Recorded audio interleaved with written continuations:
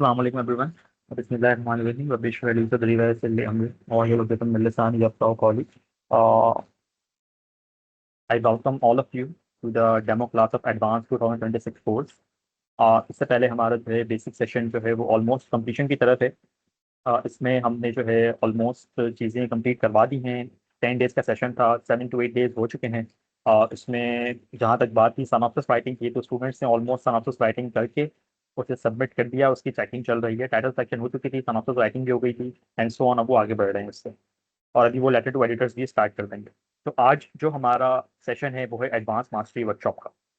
Basic session हमारा cross section के हवाले से था, और आज हम इसकी डेमो क्लास ले रहे हैं एडवांस मास्टरी वर्कशॉप की. ये और हमारा सिस्टमैटिक रिव्यू, नैरेटिव रिव्यू और मेटा एनालिसिस के हवाले से ये वर्कशॉप डेडिकेटेड है.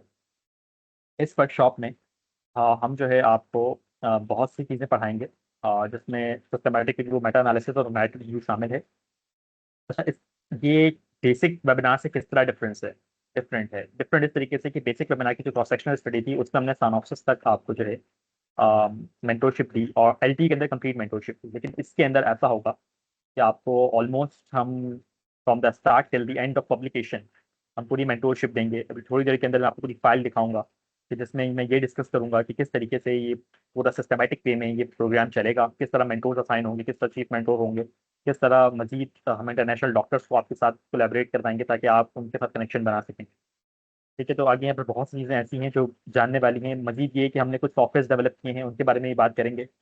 एंड इसके अलावा हमारे पास एक एप्लीकेशन है क्यूनेक्स के नाम से, उसके बारे में ये बात करेंगे. तो हमारे साथ बने रहिएगा. प्लीज स्टूडेंट्स, आप प्लीज थम्स अप कर दें अगर सब कुछ क्लियर है. तो फिर हम आगे बढ़ते हैं, अपने सेशन का बकायदा स्टार्ट करते हैं. ठीक है, please all students please thumbs up. Thank you. Okay, चलें स्टार्ट करते हैं.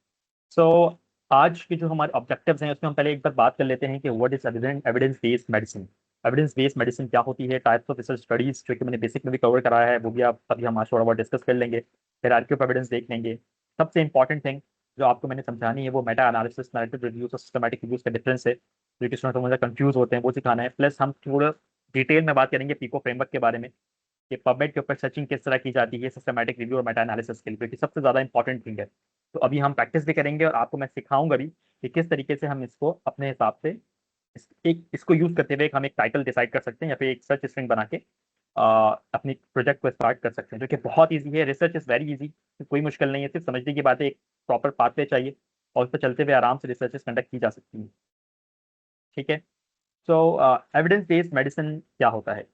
आप एविडेंस बेस्ड मेडिसिन का मतलब ये होता है कि लेट्स सपोज जो अपने अराउंड के अंदर आप जितनी भी मेडिकल डेवलपमेंट देखते हैं, जिसमें आप मेडिसिन देखते हैं, आप वैक्सीन देखते हैं, आप टेक्नोलॉजीज देखते हैं, जितनी मेडिकल डेवलपमेंट है वो तमाम की तमाम जो है एविडेंस बेस्ड मेडिसिन के जरिए ही जाके वो पूरा अपने अख्ताम तक पहुंची है. यानी कि शुरू में साइंटिस्ट जो है वो कोई एविडेंस जनरेट करता है, एविडेंस ढूंढता है, उसको ऑब्जर्व करता है, देन उसके मुताबिक वो रिसर्चेस परफॉर्म करता है, और रिसर्चेस और एक्सपेरिमेंट्स के बाद जो रिजल्ट सामने आता है उसके मुताबिक चलते हुए वो जो है एक आर्टिकल जनरेट करता है जिसे हम एविडेंस बेस्ड मेडिसिन कहते हैं.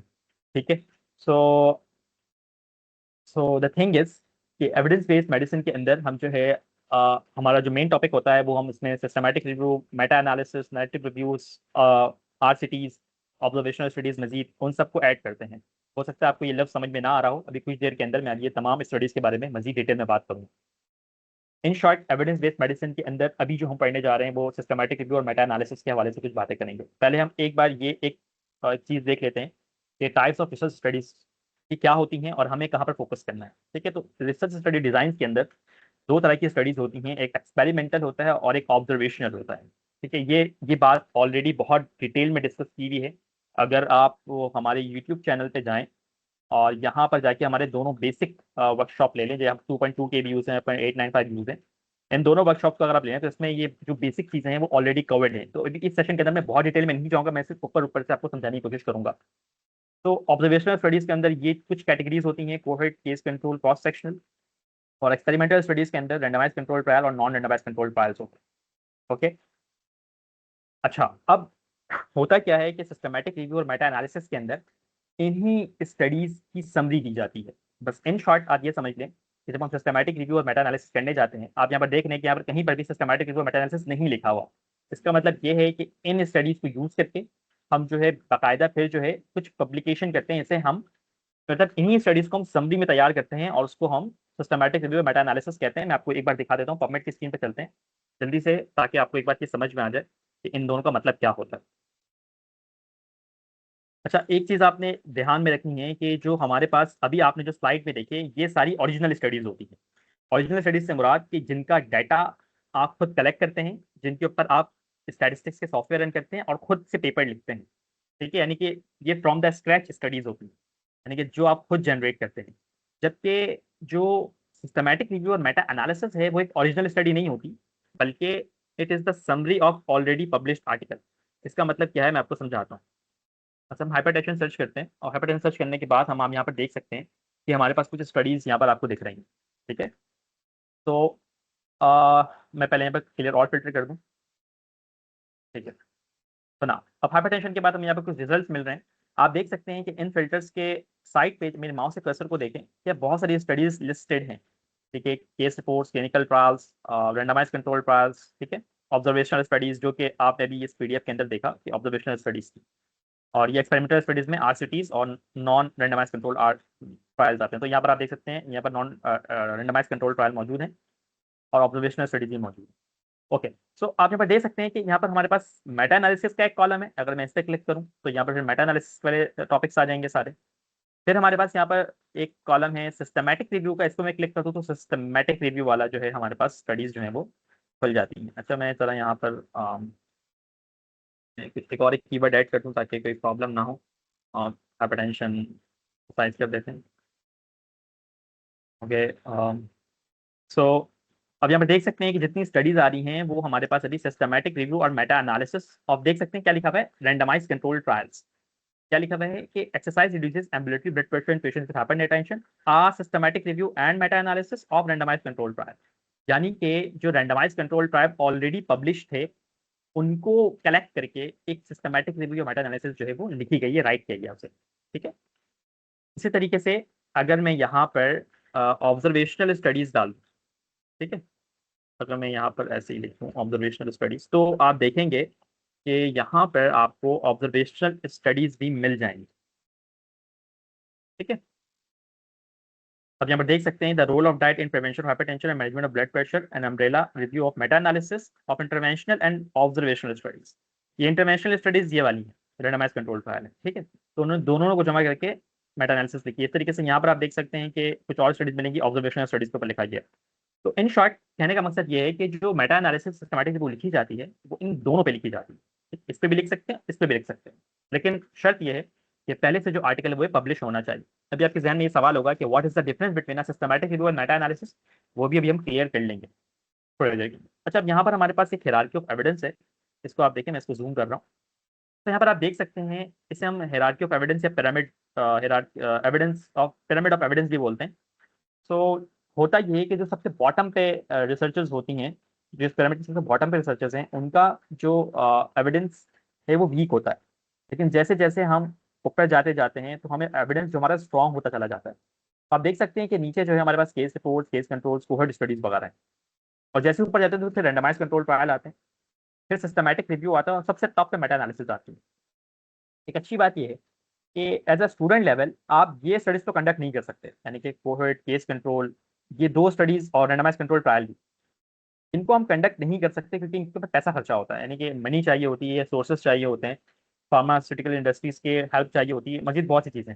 लेकिन लेकिन अगर ये स्टडीज आप पब्लिश नहीं कर सकते, फिर भी उसके बाद आपके पास ये ऑप्शन जरूर है कि आप ये लिख सकते हैं सिस्टमैटिक मेटा एनालिसिस इस इन स्टडीज को यूज करते हुए। यानी कि होता ये है कि पहले से जो ऑलरेडी मैं वो फिल्टर क्लियर करूँ तो मैं आपको समझाता हूँ। लेट सपोज अगर मैं यहाँ पर सिस्टमैटिक रैंडमाइज कंट्रोल ट्रायल पे क्लिक करता हूँ, तो आप देख सकते हैं यहाँ पर बहुत सारे रैंडमाइज कंट्रोल ट्रायल्स हैं। ठीक है, यहाँ आपके सामने आना शुरू हो गए। तो अब ये तो पब्लिश हो चुके हैं, यानी कि इनको पब्लिश करने में बहुत मेहनत लगी होगी, और ये स्टूडेंट्स से नहीं बल्कि किसी ऑर्गेनाइजेशन की तरफ से पब्लिश हुई होगी। लेकिन होता यह है कि एज अ स्टूडेंट लेवल हम इन स्टडीज को यूज करते हुए आराम से अब सिस्टमैटिक रिव्यू मेटा एनालिसिस लिख सकते हैं, और जबकि उनकी वैल्यू इस रैंडमाइज कंट्रोल से और ज्यादा है। तो ये बेस्ट ऑप्शन है। तो आप देखते होंगे कि यूएसए जो लोग या एएमसी या प्लैब के अलावा अगर आप गल्फ कंट्री जाना चाहें, तो आप कहीं पर भी जाते हैं तो अक्सर अक्सर बेहतर स्टूडेंट्स को देखा होगा आपने कि वो मेटा एनालिसिस सिस्टमैटिक रिव्यू वगैरह ही पब्लिश करते हैं, क्योंकि ये इजी है, प्लस इसका जो एविडेंस है वो बहुत स्ट्रांग होता है। एंड मजीद बात ये है कि इसका रेज्यूमे या सीवी पे बहुत बड़ा इंपैक्ट आता है। ठीक है। सो बाकी जो अभी हमारी बेसिक वर्कशॉप हुई थी उसमें हमने क्या सिखाया था, क्रॉस सेक्शनल सिखाया था। यहाँ पर लिखा बनी क्रॉस सेक्शन यहाँ आता है कोहेट के नीचे केस कंट्रोल के ऊपर। ठीक, केस कंट्रोल भी उसमें हमने सिखाया है और एलटी भी सिखाई है। तो अब कुछ स्टूडेंट्स का सवाल ये होगा कि हमने तो बेसिक लिया ही नहीं, हम तो एडवांस कैसे लें। तो basic is very different, advance is very different. Let's suppose अगर आपने बेसिक नहीं लिया तो आप फ्रॉम द स्क्रैच एडवांस से भी सीख सकते हैं। अभी थोड़ी देर के अंदर आपको समझ में आ जाएगा ऐसा क्यों है। हमने उसका नाम बेसिक रखा हुआ है, लेकिन लेकिन उसको वो अलग स्टडी टाइप्स हैं और यहाँ पर अलग स्टडी टाइप्स हैं। ठीक है। एडवांस डिफरेंट है, बेसिक डिफरेंट है, आप दोनों को फ्रॉम द स्क्रैच स्टार्ट कर सकते हैं। ओके, चलिए जल्दी से ये डिस्कस कर लेते हैं कि what is the difference between a narrative review, a systematic review and a Meta analysis. ये बहुत बहुत इंपॉर्टेंट चीज़ है। ठीक है। सबसे पहले हम नैरेटिव रिव्यू को देखते हैं कि what is a narrative review. तो जैसे ही हम पबमेड पे जाएंगे पहले से डेफिनेशन देख लेते हैं कि comprehensive overview based on authors interpretation. क्या मतलब है इसका। ओके, लेट्स सपोज हमारे पास यहाँ पर कुछ स्टडीज मौजूद हैं। ठीक है। अब मुझे जो है इन स्टडीज को पढ़ना है, और पढ़ने के बाद मैं चाहता हूँ, चलें हाइपरटेंशन है ना हमारे पास टॉपिक, तो मैं चाह रहा हूँ कि मैं ये सर्च करूँ कि ऑफ इफेक्ट ऑफ कोई ड्रग की क्लास का नाम बताएं। तो ड्रग की क्लास बता सकते हैं जो हाइपरटेंशन को ट्रीट करने के लिए इस्तेमाल होती है। एनीवन इन द कमेंट, कुछ थर्ड फोर्थ ईयर के स्टूडेंट्स जो कि हमें मौजूद हैं कमेंट्स में। देखते हैं आप लोगों की नॉलेज कैसी है। डायरेटिक्स, नहीं डायरेटिक्स से पहले एक एक फर्स्ट लाइन आती है। फर्स्ट लाइन कौन सी है। यस, एसी इनहिबिटर्स, बिल्कुल सही। एसी इनहिबिटर्स जो होते हैं वो फर्स्ट लाइन होते हैं। ठीक है। सो हम चलते हैं यहाँ पर effect of AC inhibitors, ACE inhibitors in reducing, बल्कि नहीं ऐसे करते हैं, टू ट्रीट हाइपरटेंशन। ठीक है। वैसे ये सिर्फ मैनेजमेंट ही होती है, ट्रीट तो होता नहीं है। सही। अच्छा, एसीई का मतलब होता है एंजियोटेंसिन कन्वर्टिंग एंजाइम। अगर स्टूडेंट्स कुछ यहाँ पर ऐसे हैं जिनको नहीं पता, तो एसीई का मतलब होता है एंजियोटेंसिन कन्वर्टिंग एंजाइम इनहिबिटर्स। ठीक है। सो अब यहाँ पर आप देख सकते हैं कि हमारे पास तकरीबन कितनी 2828 रिजल्ट्स आ रहे हैं। और वो रिजल्ट्स मैं इसको भी क्लियर कर देता हूँ ताकि और ज़्यादा रिजल्ट हमें मिल जाए। अब लेट्स सपोज मुझे इस टॉपिक पे एक रिव्यू लिखना है। तो जैसे ही मैं ये यहाँ पर लिखूंगा तो मुझे अपने मतलब के रिजल्ट्स मिलेंगे। अब मैं करूंगा क्या कि इसमें से कुछ आर्टिकल्स उठाऊंगा जो कि मेरे मतलब के हैं, यानी कि जो इन कीवर्ड से मैच कर रहे होंगे। मैं कीवर्ड्स भी बनाना सिखाऊंगा आपको पिको फ्रेमवर्क के अंदर। बहरहाल, तो इन कीवर्ड के साथ जो भी आर्टिकल्स मैच कर रहे होंगे उनको मैं कलेक्ट करूंगा। कलेक्ट करने के बाद उनसे डेटा एक्सट्रैक्ट करूंगा और फिर उनको उनकी एक समरी बनाऊंगा। अच्छा, ये इतना सीधा मामला नहीं है, टाइम लगता है, इसका पूरा एक प्रोसेस होता है जो कि सीखना पड़ता है। ऐसा नहीं कि बस आपने यहाँ पर लिखा और यहाँ से बस आर्टिकल्स उठाया और लिख दिया, ऐसा कुछ भी नहीं होता। थोड़ा सा सीखना पड़ेगा। जाहिर सी बात है, रिसर्च है तो उसमें कुछ ना कुछ तो एथिक्स और कुछ सिस्टमेटिक वे के अंदर कुछ ना कुछ प्लान डिस्कस करना होता है, प्लान करना होता है, देन उसके बाद उससे डेटा एक्सट्रैक्ट करना होता है, देन फिर जाके कुछ होता है। बहरहाल, नैरेटिव रिव्यू के अंदर मामला ये होता है कि it relies on authors judgement, कि ऑथर अपनी मर्जी से जो डेटा चाहे वो उठाता है और उस पर जो है वो लिख देता है। अच्छा, एक चीज़ याद रखना है कि ये क्वालिटेटिव समरी होती है। ठीक है। क्वालिटेटिव समरी से मुराद ये है कि ये सिर्फ राइटिंग में होती है, इसके ऊपर कोई मैथमेटिकल स्टैटिस्टिक्स अप्लाई नहीं होती। ठीक है। मैं पबमेड पे अगर आप जाएं और अगर आप नैरेटिव रिव्यू लिखेंगे तो आपको बहुत सारी स्टडीज ऐसी मिल जाएंगी जो नैरेटिव रिव्यू के नाम से होगी। ठीक है। मैं यहाँ लिख देता हूँ। सो ये आ रहा है आपके पास, ये देखें। Narrative review, misleading information about women's reproductive, ये एक ऑथर होगा जिसने online misleading information about women's reproductive health. तो इसने इसके ऊपर एक नैरेटिव रिव्यू लिखा है। अच्छा, आप नैरेटिव रिव्यू लिख तो दिया है, लेकिन इसको लिखने के लिए भी इसे बहुत सारे आर्टिकल्स पहले से चाहिए होंगे जो ऑलरेडी पब्लिश होंगे, उनके ऊपर फिर उसने नैरेटिव रिव्यू लिखा है। ओके। अब जो सिस्टमैटिक रिव्यू होता है, आपको नाम से ही डिफरेंस समझ में आ रहा होगा कि नैरेटिव का मतलब नरेशन यानी कि ऑथर की अपनी नरेशन, और सिस्टमैटिक का मतलब ये होगा कि कुछ ऐसी चीज इसमें फॉलो की गई है जो सिस्टमैटिकली हुई है, यानी कि कोई मैथमेटिक्स के फॉर्मूला लगे हैं या फिर कुछ ना कुछ क्राइटेरिया होगा कि जिसको फॉलो करते हुए ये रिव्यू लिखा गया है। ये तो हमने रैंडम लिखा, लेकिन इसके लिए कुछ होगा, तो उसके लिए मैं बता रहा हूँ आपको। मैंने आप यहाँ पे ड्राइव भी अपलोड की हुई है। जैसे कि यहाँ पर हम चलते हैं, मैं तो आपको इस ड्राइव पे भी टूल करवा दूंगा। अभी मैं सिर्फ दिखाने के लिए बता रहा हूँ कि हमारे पास प्रिज्मा चेकलिस्ट होती है। अच्छा, ये एक फाइल है प्रिज्मा चेकलिस्ट की। ये आगे जाके सेशन में हम बहुत डिटेल में डिस्कस करेंगे क्या होती है। बस इस प्रिज्मा चेकलिस्ट को फॉलो करना होता है जब आप सिस्टमैटिक रिव्यू लिखते हैं। तो इनको इसको फॉलो करते हुए आपको एक सिस्टमैटिक रिव्यू लिखना होता है। इसकी कुछ गाइडलाइंस हैं, कुछ प्रिंसिपल्स हैं। जाहिर सी बात है, मैं डिस्कस नहीं कर रहा हूँ, उसको बताने के लिए सिर्फ कर रहा हूँ कि अगर आप प्रिज्मा गाइडलाइन फॉलो करेंगे तो फिर आप सिस्टमैटिक रिव्यू लिख सकते हैं। ठीक है। Systematic search using pre defined criteria. Pre defined criteria PICO के जरिए होता है, वो पीको मैं समझाता हूँ क्या होता है। ओके। ये दोनों हो सकता है, क्वांटिटेटिव भी हो सकता है और क्वालिटेटिव भी हो सकता है, यानी कि इसमें मैथमेटिक्स अप्लाई हो सकती है, यानी कि स्टैट्स, और राइटिंग भी।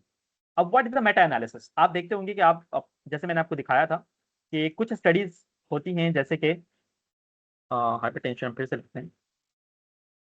कुछ स्टडीज ऐसी होती हैं कि वहां पर आपको सिर्फ सिस्टमैटिक रिव्यू मिलेगा, और कुछ स्टडीज ऐसी होंगी कि जिसमें जो है सिर्फ आपको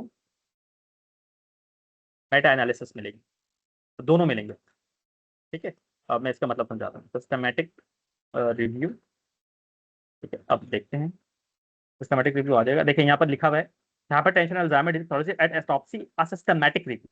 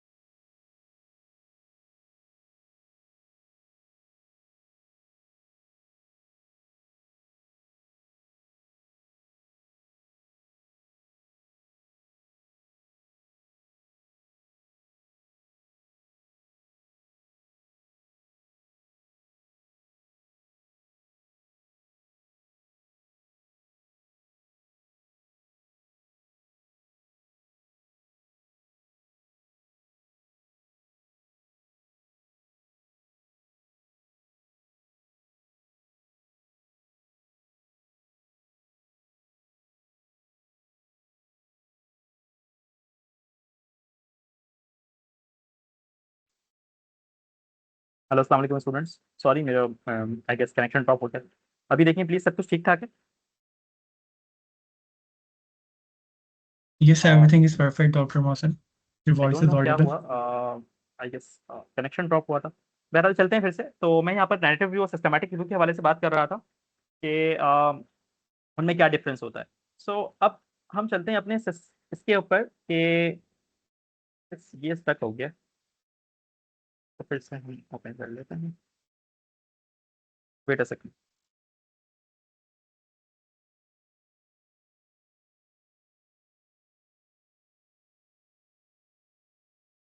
फिर से एक बार मैं सर्च कर लेता हूँ।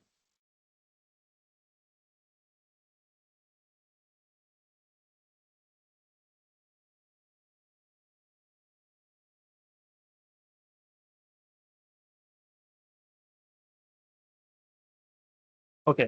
सो जैसे मैंने आपको बताया कि आप यहाँ पर देख सकते हैं कि आपके पास दो स्टडीज हैं। एक में सिर्फ सिस्टमैटिक रिव्यू लिखा है और एक में systematic review plus Meta analysis है। इसका मतलब ये होता है कि कोई भी स्टडी उसमें उस वक्त तक मेटा एनालिसिस नहीं हो सकती जब तक सिस्टमैटिक रिव्यू ना हो। इसका मतलब क्या है? अब देखिए क्या क्या लिखा हुआ है मेटा एनालिसिस का मतलब, statistical combination of data from multiple studies. यानी कि जब आप सिस्टमैटिक रिव्यू कंडक्ट कर लेते हैं, उसके बाद जो स्टडीज इस सिस्टमैटिक रिव्यू में ऑलरेडी इन्वॉल्व होती हैं, उनके ऊपर जब आप स्टैटिस्टिकल कॉम्बिनेशन ऑफ डेटा लगाते हैं, फिर वो मेटा एनालिसिस कहलाता है। ठीक है। यानी कि आप सिर्फ सिस्टमैटिक रिव्यू लिख सकते हैं, या फिर systematic review plus Meta analysis कर सकते हैं। ये दो ऑप्शन आपके पास होते हैं। ठीक है।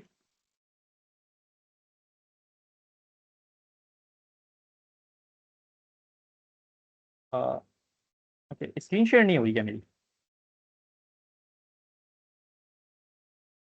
ये देखें, अब फाइन है। अब देखें, स्क्रीन क्लियर है, शेयर हो रही है मेरी। Yes, sure, yeah. हाँ। आई एम सॉरी स्टूडेंट्स, थोड़ी सी इंटरनेट प्रॉब्लम हो गई है पाकिस्तान के अंदर, हम ऐसा होता है। तो ठीक है, तो चलिए फिर से एक बार तो मैं रिपीट कर दूँ सब कुछ। नैरेटिव रिव्यू क्या होता है, जिसके अंदर आप सिर्फ ऑथर जो है वो अपने हिसाब से नरेशन करता है, उसमें कोई गाइडलाइंस फॉलो नहीं करता। सिस्टमैटिक रिव्यू क्या होती है, जिसके अंदर एक रिगरस सिस्टमैटिक अप्रोच होती है, जैसे मैंने आपको बताया कि इसमें ये प्रिज्मा चेकलिस्ट को फॉलो करना होता है, इसको फॉलो करने के बाद एक स्टडी कंडक्ट होती है। और मेटा एनालिसिस क्या होता है कि जब आप स्टैटिस्टिकल एक स्टैटिस्टिक्स पे जब रन करते हैं तो सिस्टमैटिक रिव्यू पे, तो उससे मेटा एनालिसिस जनरेट होती है। जैसे यहाँ पर देखें, या तो आप सिर्फ सिस्टमैटिक रिव्यू लिख सकते हैं या फिर systematic review plus Meta analysis लिख सकते हैं। सिर्फ मेटा एनालिसिस नहीं हो सकती। नैरेटिव रिव्यू आप सोलो कर सकते हैं, सिस्टमैटिक रिव्यू आप सोलो कर सकते हैं, लेकिन मेटा एनालिसिस के लिए पहले सिस्टमैटिक रिव्यू होना जरूरी है। अच्छा, मेटा एनालिसिस में क्या होता है कि कुछ इस तरह के ग्राफ प्लॉट्स होते हैं, जिसे हम फॉरेस्ट प्लॉट कहते हैं। मैं आपको इसकी बस एक तस्वीर दिखा देता हूँ। जब आप सिस्टमैटिक रिव्यू लिखते हैं तो उसके ऊपर इस तरह का अगर प्लॉट हम जनरेट करके लगा दें, उसमें फिर हम कुछ स्टैटिस्टिकल, अभी यहाँ देख सकते हैं कुछ आपको प्लॉट्स दिख रहे हैं, इसे हम फॉरेस्ट प्लॉट्स कहते हैं। ठीक है, तो इनकी पी वैल्यू देखनी होती है, इनकी हेटेरोजेनिटी देखनी होती है, खैर वो बहुत टेक्निकल टर्म्स हैं जो कि आगे जाके हम डिस्कस करेंगे सेशंस के अंदर। तो बस ये प्लॉट्स अगर आपको दिखें तो बस समझ जाएं कि उसमें मेटा एनालिसिस कंडक्ट हुई है। अगर ये प्लॉट्स ना दिखें तो बस समझ जाएं कि वो सिस्टमैटिक रिव्यू है। That's it. तो स्टूडेंट्स मुझे बताएं कि यहाँ तक चीज़ें आपको क्लियर हुई हैं या नहीं। प्लीज थम्स अप कर दें यहाँ तक। चल, चैट पे अगर कोई स्पेसिफिक क्वेश्चन हो तो प्लीज उसे रहने दें, मैं इंशाल्लाह एंड में जाके, हसन आप क्वेश्चन देखते रहिएगा, मैं उसे एंड में जाके एंटरटेन कर दूंगा। ठीक है। सो यहाँ पर ये चीजें पहले तो क्लियर हो जानी चाहिए कि नैरेटिव रिव्यू क्या है, सिस्टमैटिक रिव्यू क्या है और मेटा एनालिसिस क्या है। ठीक, और यही तीन चीजें हम बहुत डिटेल के अंदर जाके डिस्कस करेंगे। अब उसके लिए किया क्या है हमने, आपके लिए जो है हमने यहाँ पर ऑलरेडी एक फाइल जो है वो बना ली है। ठीक है, ये एडवांस में 2026 है। यहाँ पर हमने आपके लिए, ओके, सो ये एडवांस 2026 में का आपका ड्राइव बना हुआ है। इसके अंदर कुछ इंपॉर्टेंट फाइल्स हैं जो आप यहाँ पे देख सकते हैं। तो ये सारी इंपॉर्टेंट फाइल्स हमने यहाँ पर अपलोड कर दी है और इसके अंदर डिटेल में हर चीज़ मौजूद है जो हम आपको आगे जाके पढ़ाएंगे। ठीक है, इसके अलावा आपका शेड्यूल ऑफ टीचिंग भी जो है वो शेड्यूल्ड हो चुका है। कहाँ पर है वो, यहाँ पर है तेरा टीचिंग शेड्यूल आपका हमने शेड्यूल कर दिया है। ये देखें, तो आज जो मैं पढ़ा रहा हूँ वो कुछ बुलियन ऑपरेशन और स्ट्रिंग पढ़ाऊंगा, फिर 30 थर्सडे से ये मजीद कंटिन्यू होगा, रजिस्ट्रेशन ओपन हो जाएगी। उसके बाद थर्सडे से हम क्लासेस का आगाज बाकायदा करेंगे और यहाँ पर पूरी डिटेल मौजूद है कि मैं फिर लेक्चर लूंगा, फिर डॉक्टर रोमाना लेक्चर लेंगी थर्ड में। आपको बीच में ब्रेक्स भी दिए जाएंगे, ये रहा ब्रेक का देने, सेकंड में ब्रेक है आपका, फिर उसके बाद मजीद ब्रेक्स आएंगे। ठीक है, उसके अलावा how to search like a pro, तो यहाँ पर पूरा हमने डिटेल गाइड किया हुआ है, ये भी आपको मैं समझा दूंगा किस तरीके से करना है। ठीक है, ये बात की बात है। तो हमने मतलब बताने का मकसद ये है कि बहुत सारी डिटेल में हर चीज़ पर अपलोड की गई है। इसके बाद जो रिकॉर्डेड लेक्चर्स हैं वो यहाँ पर अपलोड होंगे, इनका जो भी लेक्चर होगा आपको यहाँ पर अपलोड होता चला जाएगा। इसके अलावा आपको हमने जो है एक चीज़ यहाँ पर दे दी है। अब एक चीज़ ये भी देख लें कि आगे मामला कैसे चलेंगे, इसके बाद में मजीद आपको टॉपिक आगे लेके चलता हूँ। तो यहाँ पर आप देख सकते हैं कि जो पिछले ईयर्स के हमारे ग्रुप्स थे, ये 2025 के ग्रुप थे, तो यहाँ पर ग्रुपिंग हुई हुई है। सही है, प्रॉपर। और यहाँ पर हमने ग्रुपिंग इस बेस पे की हुई है, जैसे जो आपकी फील्ड ऑफ इंटरेस्ट है, जैसे इंटरनल मेडिसिन है, अदर डिस्टिंग स्पेशलिटीज हैं, let's suppose dermatology, psychiatry, emergency medicine, जिसमें आप रिसर्च करना चाहते हैं उसमें हो सकती है। सर्जिकल स्पेशलिटीज के अंदर हमने रखा हुआ था, पेडियाट्रिक्स के अंदर भी था और डायग्नोस्टिक एंड सपोर्ट फील्ड्स के अंदर भी था। लोग इसमें नहीं आते लेकिन सबसे ज़्यादा इंटरनल मेडिसिन के अंदर होते हैं, क्योंकि ज़ाहिर यूएस के अंदर मैच के लिए सबसे ज़्यादा लोग इसी में अप्लाई करते हैं, तो इसी में रिसर्चेस करते हैं। तो आप देख सकते हैं यहाँ पर हमारे पास ग्रुप नेम है, यहाँ पर लोग हैं, उनकी पूरी टीको है, यानी कि जो उन्होंने बनाया। अभी हम ये सीख लेंगे टीको किस तरह बनाते हैं। ठीक है, ये किस तरह बनाते हैं अभी हम सीखेंगे। सर्च स्ट्रिंग है, ये भी हम सीख लेंगे अभी।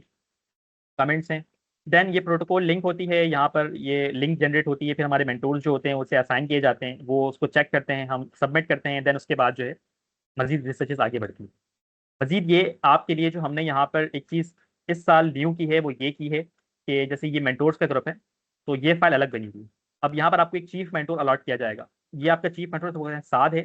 तो अब साद जो आपका चीफ मेंटोर होगा, उस मेंटोर के अंडर में लेट सपोज ये आपका मेंटोर होगा इरम, ये मेंटोर होंगी, उनकी डिटेल्स आएंगी, फिर पार्टिसिपेंट्स की पूरी जो हमारे पास डिटेल्स होंगी, उनका व्हाट्सअप नंबर, उनकी ईमेल, उसके बाद जो टाइटल सेलेक्ट हुआ, उसके बाद सर्च स्ट्रिंग, उसके बाद ड्राइव, एंड उसके बाद ये पूरे स्टेप्स हैं, कौन कौन से स्टेप्स होते चले गए। लेट्स सपोज जो जो स्टेप्स होते चले जाएंगे उनमें डन डन डन आता जाएगा। और एट द एंड ये पूरे देख रहे हैं, ये बहुत लंबे स्टेप्स हैं। ये करते करते करते करते आखिरकार हम पब्लिकेशन पे जाएंगे। तो ये बहुत लंबी कहानी है और ये सिस्टमैटिक वे में चलेगा, यानी कि हर ग्रुप अपना अपना उसका मेंटोर जो होगा इस शीट को मेंटेन करेगा, चीफ मेंटोर ऊपर से देखता रहेगा, एंड उसके बाद जाहिर है फिर हम जो ऑनर्स हैं इस ऑर्गेनाइजेशन के वो भी देखते रहेंगे। तो ऐसा नहीं है कि आपको पढ़ा के हम छोड़ देंगे, लेकिन प्रॉपर्ली जो इसको मैनेज करेंगे। ठीक है ना। तो इसके लिए मैं चाहता हूं कि आपको एक चीज़ दिखा दूं कि अभी इस सॉफ्टवेयर के बारे में बताता हूँ ये क्या है। पब्लिकेशंस हमारी होती रहती हैं, पिछले साल भी हुई थी। अभी हमारे पास एक स्टूडेंट हमारे साथ मौजूद है, जो उमैस है। वो आपको अपनी एक जर्नी के बारे में बताना चाहेगा, जो कि पिछले साल हमारे साथ मौजूद था 2025 के अंदर। तो Umais, can you share your screen and share your journey with us के how did you able to publish your multiple articles. Almost Umais ने मेरे ख्याल से 3-4 आर्टिकल्स पब्लिश कर दिए अब तक। Umais please Yeah. Over to you. जी. Assalamu alaikum everyone. Myself Umays Ahmed. I am a fourth year medical student at Liaquat University of Medical and Health Umais Sciences, please Jamshoro. Share your screen. Yeah, I am just sharing. Yeah, let me share your screen.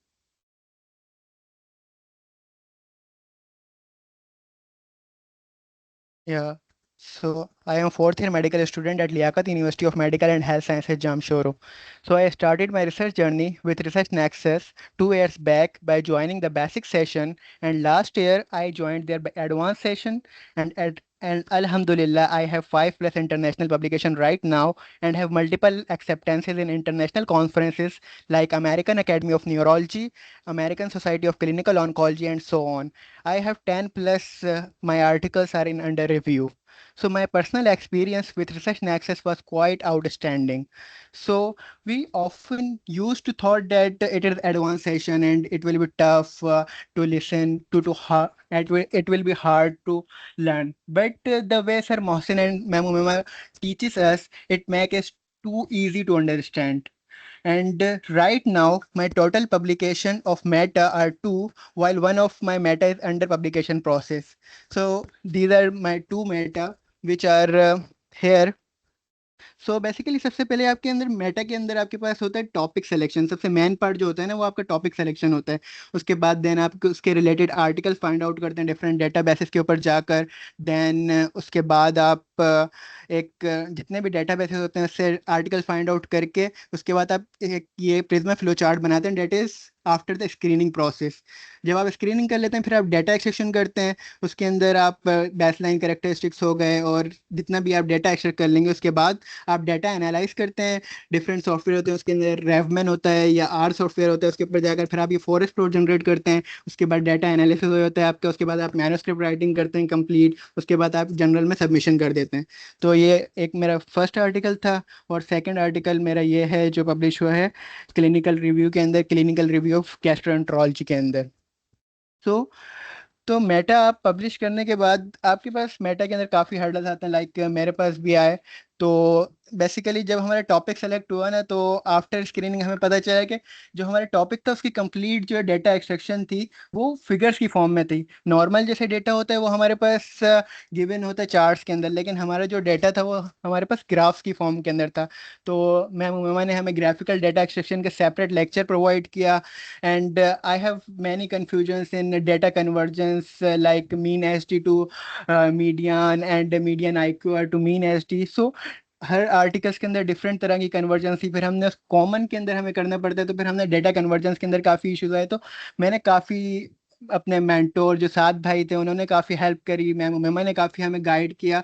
जितनी भी दफ़ा मैंने उनसे पूछा उन्होंने each and every time response किया और उन्होंने बहुत अच्छा गाइड किया ना। तो इसके अलावा एक ऐसा टाइम भी आया कि हमारा जो टॉपिक था वो ड्रॉप होने वाला था, लेकिन बट साद भाई ने हमें बहुत ज़्यादा हेल्प करी और हमने डिफरेंट उसके ऊपर एनालिसिस वगैरह ट्राई करी और उसके बाद वो टॉपिक अभी एक्सेप्ट हो गया और इंशाल्लाह वो नेक्स्ट वीक में पब्लिश हो रहा है। So that was all about my journey with research Nexus. Thank you. Thank you so much, Umas. We are very grateful to accept your feedback for the Research Nexus. Okay, thank you Mufeed. the also want to share one more. Her name is Khatija Akhtiyar. इनकी कहानी थोड़ी सी अलग है Khadija अख्तियार की। Khadija जो है I guess वो डॉ मेडिकल कॉलेज से ताल्लुक रखती हैं, जैसे मुझे मेरे सीईओ ने बताया हसन ने।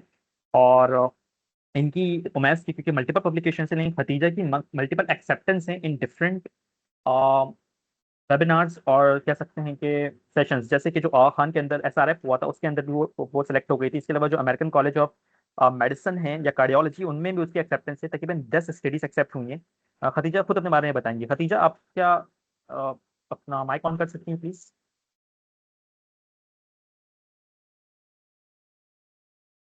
Am I audible? Yes Khatija, please share your screen.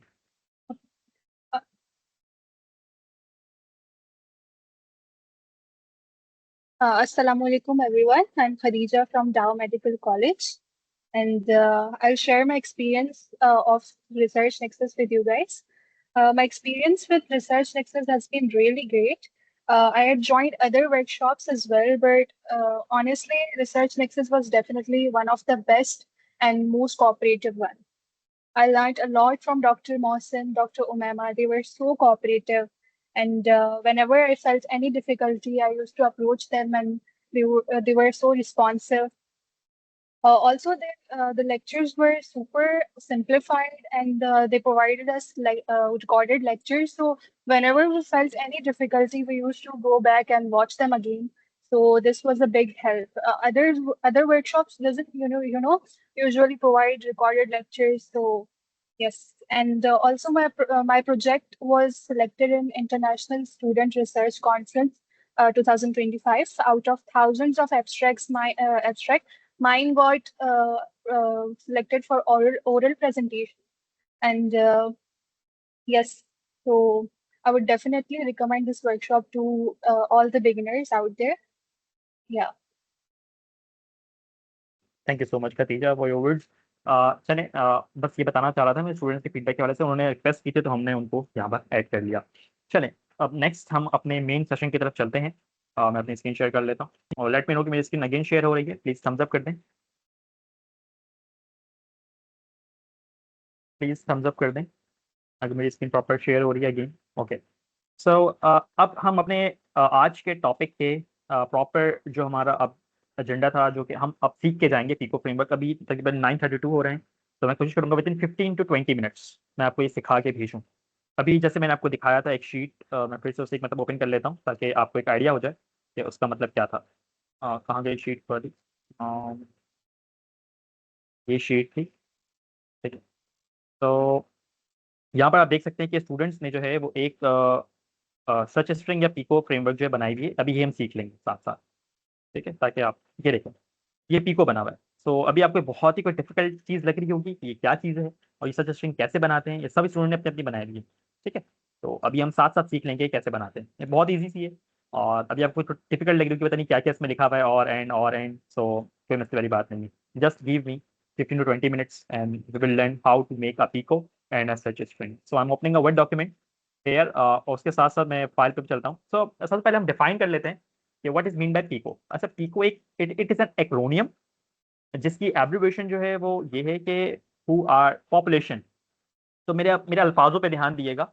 अच्छा, कुछ स्टूडेंट्स अब यहाँ बेसिक से भी आए होंगे तो उनको जो मैंने पीको पढ़ाया था वो बहुत डिफरेंट है, ये जो पीको है ये बहुत डिफरेंट है। तो बेसिक वाले बिल्कुल अपने माइंड को क्लियर कर लें और नए सिरे से इसे देखें। बेसिक वाला अलग था, ये वाला अलग है। तो population, who are we studying, आपको ये चीज़ डिफाइन करनी होगी कि सबसे पहले लेट्स सपोज आप सिस्टमैटिक रिव्यू मेटा एनालिसिस करने जाते हैं, तो पहले तो आपको ये डिसाइड करना है कि आप कौन सी फील्ड ऑफ स्टडी में करने जा रहे हैं। आपको ऑर्थोपेडिक में करना है, आपने इंटरनल मेडिसिन में एंडोक्राइनोलॉजी के अंदर करना है, आपने न्यूरोलॉजी के अंदर करना है, आपने ईएनटी के अंदर करना है, आपने आई के अंदर करना है। पहले ये डिफाइन करना है, ये आपको पता होना चाहिए पहले से, ठीक है। उसके बाद आपने ये सोचना है कि पॉपुलेशन में आपने कौन सी पॉपुलेशन चूज करनी है। अच्छा, इसमें दो चीज़ें हैं, एक ये पॉपुलेशन में ये होगा कि आप एज जेंडर चूज कर सकते हैं कि आपने कौन सी एज को टारगेट करना है और कौन से जेंडर को टारगेट करना है, ठीक है। उसके बाद आपने ये चूज करना होगा कि कौन से पेशेंट मतलब डिजीज क्या है।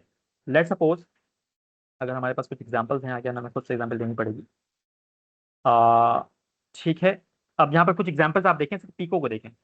मैं स्क्रीन थोड़ा सा वो कर लेता हूँ, ठीक है। Example one, population adult with high blood pressure, ठीक है। एक तो अडल्ट हैं, ऊपर से हाई ब्लड प्रेशर, ये दो चीज़ें हो गई। पॉपुलेशन आपने यहाँ ये डिसाइड किया। अब यहाँ पर पॉपुलेशन क्या है? Children with asthma. तो यहाँ पर हमारे पास क्या है? चिल्ड्रन है और एस्थमा है, यानी इनको जो एस्थमेटिक है। फिर एक पॉपुलेशन ने डिसाइड की elderly patient with chronic pain, इनको ये डिजीज थी, ठीक है।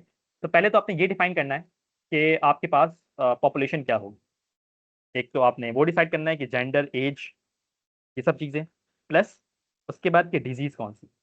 ना इंटरवेंशन आपने क्या करनी है, इंटरवेंशन से मुराद ये है कि उस डिजीज को, उस पॉपुलेशन को ट्रीट करने के लिए आपने क्या इस्तेमाल किया। अब इसमें मेडिसिन भी हो सकती हैं और कोई भी इंटरवेंशन हो सकती है, रेडियोलॉजिकल इंटरवेंशन, कीमोथेरेपिक इंटरवेंशन, ठीक है, साउंड वेव्स इंटरवेंशन। साइकेट्री के लिए हम कुछ सीबीटी वगैरह करते हैं, कॉग्निटिव बिहेवियरल थेरेपी। तो कोई भी चीज़ जो मेडिसिन में ट्रीट करने के लिए यूज होती है वो हम इंटरवेंशन में इस्तेमाल करेंगे, ठीक है। तो इसकी एग्जाम्पल हम देख लेते हैं जल्दी से। क्या लिखा हुआ है, देखिए, इंटरवेंशन, डाइटरी चेंजेस। अब ये भी एक तरीका कार है ट्रीटमेंट का, ट्रीटमेंट कोई भी तरीका हो सकता है, ठीक है। तो हमने क्या किया, इंटरवेंशन में डाइटरी चेंजेस लिए, किसको ट्रीट करने के लिए, हाई ब्लड प्रेशर को ट्रीट करने के लिए। इस तरीके से यहाँ पर देखिए इनहेलर्स यूज किए एस्थमा को ट्रीट करने के लिए। और एग्जाम्पल 3 में क्या यूज किया हुआ है हमने, physical therapy for what, chronic pain. Chronic pain के पेशेंट थे, उसको इंटरवेंशन क्या किया हमने, फिजिकल थेरेपी के तौर पर जो है वो क्या किया, यूज किया। So intervention is something that use to treat a particular disease, ठीक है, यहां तक बात हुई। अब what T stands for, T stands for comparison. अब कंपैरिजन का मतलब क्या है, comparison means it is also the intervention but in opposite to our main intervention. मतलब क्या हुआ कि लेट सपोज एक पॉपुलेशन थी, उसको हम ट्रीट कर रहे हैं एच पैलोरी। अगर आप लोगों ने पढ़ा होगा एच पैलोरी को लेकर, तो अडल्ट थे उनके अंदर एच पैलोरी बहुत कॉमन है, थर्ड फोर्थ ईयर के स्टूडेंट्स को पता होगा, वो जो हमारे पास गैस्ट्राइटिस करवाता है। एच पैलोरी को इंटरवेंशन के लिए हमारे पास दो तरह की थेरेपीज होती हैं, एक ट्रिपल थेरेपी और एक होती है क्वाड्रिपल थेरेपी। आप तमाम मतलब जो थर्ड फोर्थ ईयर के उनको पता होगा, समझ में आ रहा होगा मैं क्या कहना चाह रहा हूँ। ट्रिपल थेरेपी में 3 रिजीम्स होती हैं, यानी कि 3 मेडिसिन दी जाती हैं, और क्वाड्रिपल थेरेपी में 4 मेडिसिन दी जाती हैं, ठीक है। तो अब क्या करते हैं, कंपेयर करते हैं कि कौन सी इंटरवेंशन, यानी कि हमारी मेन इंटरवेंशन और जो हमारा कंपैरिजन है, तो उसमें से कौन ज्यादा इफेक्टिव है, यानी कि कौन बेहतर ट्रीट कर पा रहा है।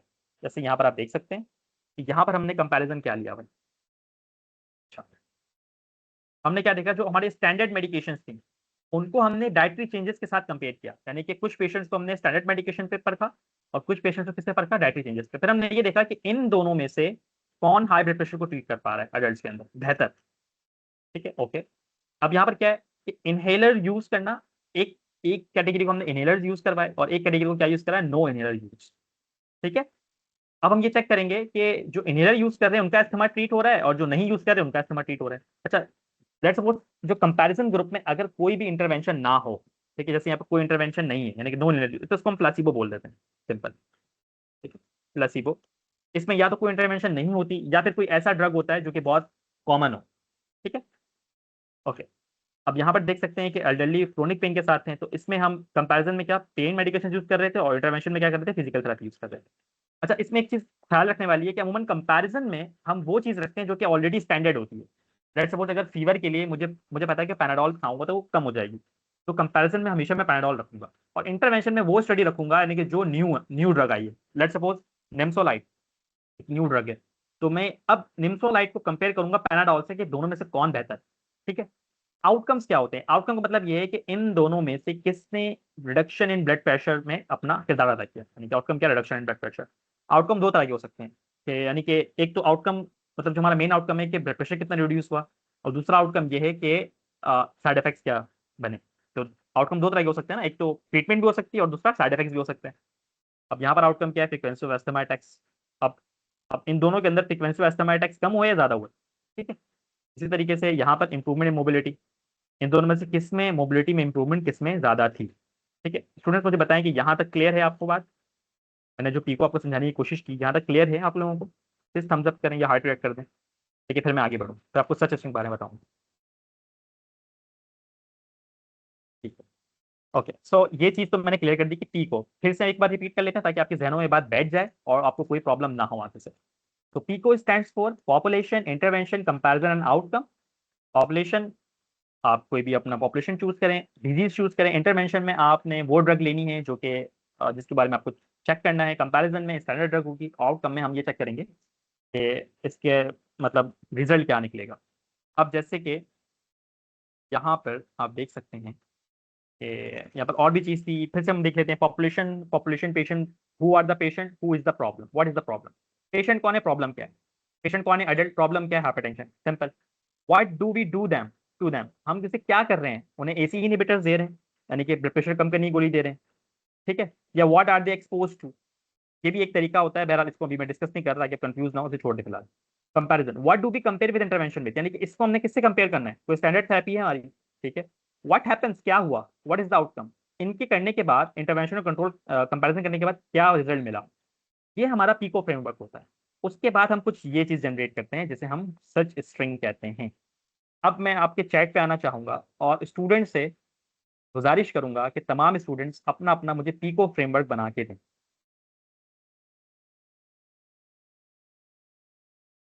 ठीक है, अभी मेंटोरशिप के बारे में मैं आपको क्लियरली बताऊंगा, तो जिसका पीको मुझे समझ में आएगा। अब एआई यूज नहीं करिए, एआई यूज हुआ, पक्का एआई यूज हुआ है, तो आप नहीं, एआई यूज नहीं है, नहीं नहीं, हाँ खुद से बना के, खुद से बना के दें ताकि सारे स्टूडेंट्स प्लीज कोशिश करें, एआई यूज ना करें प्लीज। मुझे लग रहा है कि स्टूडेंट सही होगा, और भी मैं देख लेता हूँ जिसको मुझे बेहतर लगे मैं उसका लूंगा।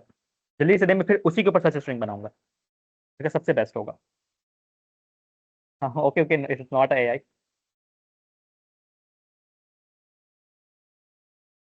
ऐसा नहीं कहाँ गए,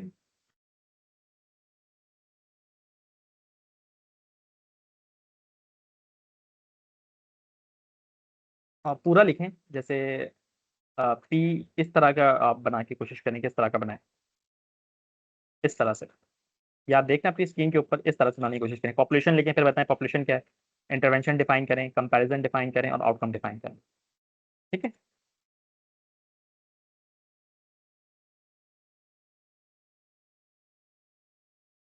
अच्छा, सही है, बड़ा अच्छा सा है ये, कौन है ये, मामोना स्माइल, मिग्रेन पेशेंट्स, नेफ्टिग्रिटाइट, ओ न्यू ड्रग है, मैंने तो पहली मरतबा सुन रहा हूँ, उसके प्लसीबो फ्रीक्वेंसी में, ठीक है, मैं ये टॉपिक ले लेता हूँ, ये अच्छा टॉपिक इन्होंने दिया है, और भी देख लेते हैं, चलें, सिंपल सा है।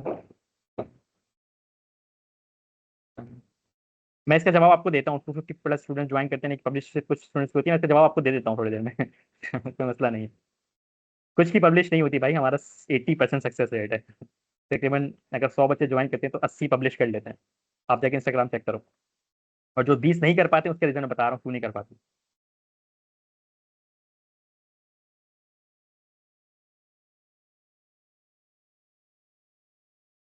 ठीक है, सही है, RAS इनहिबिटर्स, vasodilators, एक्सरसाइज, ठीक है, appendix antibiotic, control, insulin, medication, balance, ulcerative colitis, okay, steroid use, monosalicylates solution, OD this, okay, हाँ प्लेसिबो, पास का मास effective pathogen counselling, no therapies, अच्छा ओके, मुझे सबसे ज़्यादा पसंदीदा वही आया जो सबसे पहले स्टूडेंट ने दिया था, मैं उसको ही ले रहा हूँ, ठीक है। चलिए students, thank you so much, आपने बहुत अच्छे अच्छे मुझे चीज़ें दी, मुझे लग रहा है कि आप लोगों को समझ में आ गई ये बात। तो जो पहले स्टूडेंट ने एक चीज़ मुझे दी थी तो वो बहुत अच्छी सी थी, ये वाली मुझे बहुत पसंद आई, हाँ भाई, ये वाली मैं इसको ले लेता हूँ, क्योंकि ये सिंपल भी है और बहुत क्लियर भी है, तो इसको लेके चलते हैं। बाकी किसी का अगर ज्वाइन नहीं किया तो माजूर चाहता हूँ, ओके। सो नेम क्या है स्टूडेंट का, मैं आपको नमूना इस्माइल, मैं आपको अभी साथ साथ जो है प्रेजेंटर बना रहा हूँ ताकि हम मिल के ये कर सकें, ठीक है। आप आपसे अगर मैं कोई सवाल करूँ तो मुझे आप बताइएगा साथ साथ, ठीक है। ओके, नमूना इस्माइल इज नाउ प्रेजेंटर, जब मैं आपको कहूँ तो आपने माइक ओपन करके मुझे बताइएगा। पॉपुलेशन, मिग्रेन पेशेंट्स, नमूना यहाँ पर ये बताएं कि मिग्रेन पेशेंट्स हटा के हम यहाँ पर क्या इसे एडल्ट कर लें, अगर आपका मतलब हो कि मिग्रेन इन एडल्ट या मिग्रेन इन चिल्ड्रन, जल्दी से माइक ओपन करके बताएं। आई थिंक कि माइग्रेन इन फीमेल एडल्ट्स बेहतर टॉपिक है। फीमेल एडल्ट, ओके, चलिए ठीक है। सो एंड लगा के इसमें हम कर लेते हैं फीमेल एडल्ट। तो हमारे पास अभी आप यहाँ देख सकते हैं कि 3 कीवर्ड्स आ गए, तो हमें कीवर्ड्स को अलग अलग रखना पड़ता है एंड और लगा के। अच्छा, अब ये एंड और वाला जो मामला है ये पूरा बेसिक के अंदर में डिफाइन किया हुआ है, तो मैं भी इसे डिफाइन मतलब यहाँ पर डिस्कस नहीं कर रहा हूँ, ठीक है। अच्छा, इस ड्रग की स्पेलिंग अगर ठीक है तो एक बार चेक कर लेते हैं, मुझे खुद नहीं पता कि ये ठीक है या नहीं, ड्रग मेरे सामने तो मैं पढ़ भी नहीं सकता, और स्पेलिंग जरूरी है, ओके। ये कोई स्पेलिंग है, सही है। सो यहाँ रख देते हैं। अच्छा, कंपैरिजन प्लासिबो मतलब ऐसे हमारे पास पेशेंट्स हैं जो कि जिनको मिग्रेन होता है, ठीक है, वो फीमेल होती हैं और अडल्ट होती हैं, ठीक है। उसमें प्लेसिबो है और फ्रिक्वेंसी ऑफ मिग्रेन अटैक से हमारा जो है वो आउटकम आउटकम ठीक है। अच्छा, फ्रिक्वेंसी हटा देता हूँ ताकि क्योंकि ये वो हो सकता है, तो मिग्रेन अटैक्स में सिर्फ इसको रहने देता हूँ क्योंकि ये ऑलरेडी खुद ब खुद जो है कंप्यूटर पढ़ लेगा मिग्रेन अटैक्स। ओके, सो अब करना ये होता है, हमें इसकी सबसे हिस्सा बनानी होती है कि आपने पॉपुलेशन, इंटरवेंशन, कंपैरिजन और आउटकम, इन दोनों के लिए आपको जो है एक मैश टर्म यूज करना होता है, सही है। So what is a MeSH, ये चीज अभी शायद मैं डिस्कस ना करूं, लेकिन आप हमारे अगर वो वाला टॉपिक देख लेंगे जाके बेसिक वाला, तो उसमें मैंने बहुत डिटेल के अंदर डिस्कस किया हुआ है। मैं यहाँ पर बस आपको बहुत शॉर्टली समझा देता हूँ कि मैश का मतलब ये होता है कि जो भी आप कीवर्ड्स लेते हैं, उन कीवर्ड्स की स्टैंडर्ड डेफिनेशन जो होती है उसको हम मैश कहते हैं। लेट सपोज मैं आपको भी क्लियर एग्जांपल दे रहा हूँ कि अडल्ट्स, स्टूडेंट्स जरा मुझे अपने कमेंट बॉक्स में बताएं कि what do you mean by adults, adults का मतलब क्या है, अडल्ट का मतलब क्या है आपके मुताबिक, कि अडल्ट हम किन लोगों को अडल्ट बोलते हैं, जल्दी से बताएं। एज रेंज बता दें, आपके मुताबिक एज रेंज क्या होती है अडल्ट्स की, मैं आपको मैच समझा दूंगा फॉर्मली। 18+, 18+, 1835, मजीद मजीद बताएं। 18 एंड अबव, 1835, 20+, ठीक है, 18 और ओल्डर पीपल, ठीक है, सही सही सही। यही चीज बताना चाह रहा था, ये जो कॉन्फ्लिक्ट आ रहा है ना, कोई कुछ बता रहा है, तो ये इस कॉन्फ्लिक्ट को रिजॉल्व करने के लिए हम मैश यूज करते हैं ताकि ये झगड़ा ही खत्म होता है। तो किसी ने 40+ बोला, किसी ने 20 45 बोला, किसी ने 18+ बोला, 20 बोला, कोई भी गलत नहीं है, सब अपने हिसाब से सही बोल रहे हैं। लेकिन इसी कॉन्फ्लिक्ट को खत्म करने के लिए हम मैश यूज करते हैं ताकि हमारी जो डेफिनेशन है वो स्टैंडर्ड हो जाए। इसके लिए हम करते ही हैं कि जैसे अडल्ट था, तो अडल्ट की हम डेफिनेशन चेक कर लेंगे पबमेड के अंदर कि वो क्या है। हम जैसे अडल्ट सर्च करेंगे तो आप देखेंगे कि यहाँ पर आ जाएगा एज रेंज। अब मैश के मुताबिक जो अडल्ट होते हैं वो 19 to 44 years of age adult होते हैं, ठीक है। अडल्ट, अडल्ट जो लफ्ज है उसका मतलब क्या है, 19 to 44 ईयर्स ऑफ एज, ठीक है। इसको जल्दी से हम ऐड कर लेते हैं अपने पास, यहाँ पर आप क्लिक करेंगे ऐड टू सर्च बिल्डर, ये आ जाएगा मैश की फॉर्म में, यहाँ से कॉपी करें इसे और एंड लगा दें, एंड लगा के पेस्ट कर दें, ठीक है। सो आप देख सकते हैं कि migraine and female and adult, adult MeSH, ठीक है। अडल्ट तो इसको मैं ब्रैकेट में क्लोज करता हूँ, तो मैं ब्रैकेट क्लोज करता हूँ, ठीक है। अच्छा, अब मिग्रेन के लिए भी मैं, असल में मैश का मतलब यही होता है, मेडिकल सब्जेक्ट हेडिंग्स इसका नाम है, ताकि जो भी ऑथर्स के दरम्यान में जो कॉन्फ्लिक्ट आ रहा होता है उसके लिए हम एक स्टैंडर्ड डेफिनेशन बना लें। जब भी हम मैश लिख के इसको पबमेड पे सर्च करेंगे तो पबमेड खुद समझ जाएगा कि अडल्ट मैश अगर लिखा हुआ है तो इसका मतलब ये है कि 19 to 44 ईयर्स ऑफ एज, ठीक है, इसका मतलब ये होता है। अब जल्दी जल्दी हम जितने हमारे पास वर्ड्स हैं उन सब का हम जो है मैश निकाल लेते हैं। मिग्रेन है, मिग्रेन का भी मैश हम निकाल लेंगे ताकि मिग्रेन की डेफिनेशन हमारे पास स्टैंडर्ड आ जाए। तो मिग्रेन डिसऑर्डर्स हैं, अब क्या नाम है आपका, मेमुना, आप जहाँ पे देख सकती हैं कि आपके पास मिग्रेन का लफ्ज पूरा नहीं आ रहा, आप किस मिग्रेन को ले रही हैं। मिग्रेन डिसऑर्डर्स, बहुत सारे डिसऑर्डर्स होते हैं मिग्रेन के, ठीक है। ऑप्थेल्मोप्लेजिक मिग्रेन है, मिग्रेन विद ऑरा है, मिग्रेन विदाउट ऑरा है, किसको आप लेना चाहती हैं, what do mean by Migraine migraine. without aura. Migraine without, yes, आप Without देखें यहीं पर aura. यही बात है, बिल्कुल सही, ठीक है। तो आप देख सकते हैं स्टूडेंट्स के यहाँ पर हमने मिग्रेन का लफ्ज तो लिया, लेकिन अब उसकी डेफिनेशन बहुत सारी है। अब जो मेमोना है उन्होंने डिफाइन कर दिया कि हमें क्या चाहिए, मिग्रेन विदाउट ऑरा, तो हम इसे सर्च कर लें, इसे ऐड करेंगे एंड मैश आ जाएगा हमारे पास। तो ये मैश को लिया, वापस से जाके यहाँ पर पेस्ट कर दिया, ठीक है। यहाँ पर जाके आप सॉरी, अच्छा, आपको वर्ड्स के दरम्यान में और लगाना है, यानी कि जो आपका वर्ड है और मैश वाला टर्म है उसके दरम्यान में आपने और लगाना है, इसको कॉपी पेस्ट कर देना है, ठीक है। Migraine bracket close and aura bracket close, ठीक है। सॉरी, ये मैश के बाद होगा। अच्छा, फीमेल के लिए हमें लेने की ज़रूरत नहीं है, या आप चाहें तो ले लें, लेकिन female I guess clear word है, आप चाहें तो लें, आपकी चॉइस के ऊपर है। हम इसे भी देख लेते हैं चल के जल्दी से, फीमेल वैसे आ जाएगा, ये फीमेल आ गया, ठीक है। सो इसका बहुत क्लियर डेफिनेशन है, इसमें ऐसा कोई कॉन्फ्लिक्ट भी नहीं आएगा, लेकिन फिर भी आपके आसानी के लिए हम ले लेते हैं इसे। बस उन्हीं वर्ड्स को आपने ऐड करना है जिसमें आपको लगता है कंफ्यूजन हो सकती है, ठीक है, ना हो तो आप छोड़ सकते हैं। तो मैं यहाँ पर ब्रैकेट क्लोज करूंगा, मैं यहाँ पर फिर और लगाऊंगा और एंड ईमेल मैश, ओके। सो ये पॉपुलेशन का हमने तीनों हर वर्ड का मैश ले लिया है, अब मैं इसका भी मैश ले लेता हूँ। तो अच्छा, प्रोबेबली इस, अगर ये ड्रग बहुत न्यू है तो इसका मैश शायद मौजूद ना हो क्योंकि अपडेट नहीं होता। प्रोबेबली हो सकता है ना हो। ठीक है, मुझे पता था नहीं होगा क्योंकि ये ड्रग बिल्कुल न्यू ड्रग है। अच्छा, अब इसका एक तरीका कार ये होता है कि इस ड्रग की मैं क्लास देख लेता हूँ। तो मैं एक काम करता हूँ कि इसकी ड्रग क्लास चेक कर लेता हूँ कि ये ड्रग क्लास कौन सी है। चले एक मतलब ये देख लेते हैं कि कौन सी ड्रग क्लास है। सी टाइप न्यूरोपेप्टाइटिक एनालॉग होता है ये। ठीक है, ये होता है सी टाइप न्यूट्रेटिक पेप्टाइड। ठीक है, अब ये ले लेता हूँ और फिर इसको चेक करता हूँ क्या ये मुझे मिलता है। मिल गया। सही है। तो अब क्या करूंगा, समझ में आ रही है बात, क्योंकि ड्रग ऐसी चीज होती है जो कि बहुत न्यू न्यू आ रही होती है, तो पबमेड अपडेट नहीं होता क्योंकि उसकी ड्रग क्लास जरूर मौजूद होती है। तो मैं यहाँ से इसे लेता हूँ, पहले इसे डिलीट कर दूँ और इसे मैं ऐड कर देता हूँ। ठीक है, तो मुझे ये मिल गया। मैं कॉपी करूंगा और इसे पेस्ट कर दूंगा अपने वर्ड फाइल के ऊपर। आई होप सो आप लोगों को मेरी बात क्लियर समझ में आ रही है। Control V। ठीक है, इसको ब्रैकेट से क्लोज कर दें। अच्छा, प्लेसिबो के लिए आपको कुछ भी लेने की जरूरत नहीं है। प्लेसिबो बहुत नॉर्मल टर्म है। ठीक है, एंड अब मिग्रेन अटैक्स हैं, ये आप लोगों को एक तरीके से मैं मशवरा देना चाहता हूँ कि आउटकम्स पे आप मैश ना लगाएं, क्योंकि आउटकम्स बहुत मल्टीपल टाइप्स के हो सकते हैं। क्योंकि ये लफ्ज जो मौजूद हैं इनका तो चलो एक एक ही वर्ड, एक ही एनालॉग हो सकता है, एक ही सिनोनियम हो सकता है। लेकिन ये जो लफ्ज है ना, आउटकम्स मल्टीपल हो सकते हैं, 12-13 आउटकम्स भी एक बार में होते हैं। मतलब अभी एक आया ना, तो आउटकम्स में साइड इफेक्ट्स आ सकता है, आउटकम्स के अंदर लेट्स सपोज वॉमिटिंग आ सकता है, डायरिया आ सकता है, हेडेक आ सकता है, बहुत कुछ हो सकता है। मतलब ये ड्रग बहुत कुछ करा सकते हैं, तो आप सबको ऐड नहीं कर सकते। तो अमूमन हम सच स्ट्रिंग के अंदर भले ही एक आउटकम डाल दें, तो यहाँ पर आप सिंपल ये कर दें कि आउटकम लिख दें, दैट्स इट खुद। यानी कि वो पूरा जनरलाइज टर्म हो जाएगा और तमाम चीज़ों को खुद ब खुद ऐड कर लेते हैं। ठीक है, आप चलिए जल्दी से सच स्ट्रिंग बनाते हैं। अब सर्च स्ट्रिंग बनाते हैं एंड सबको ऐड करने की कोशिश करते हैं। सर्च स्ट्रिंग कैसे बनती है भाई, जल्दी जल्दी बस हम क्या करेंगे, पॉपुलेशन लेंगे, तो कॉपी करेंगे and add it here, place and take the intervention, add it here and place and, then now placebo, add it here and करके हम कर लेंगे नाउ।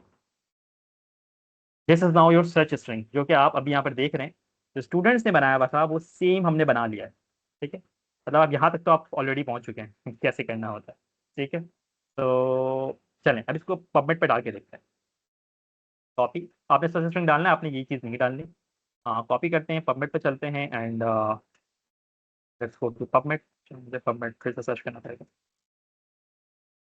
प्रोबेबली आर्टिकल मिल भी सकते हैं, नहीं भी मिल सकते। सही है, अब उसमें क्या लॉजिक है वो कभी हम बाद में डिस्कस करेंगे, क्योंकि थोड़ी सी और चीज़ें इसमें होती हैं।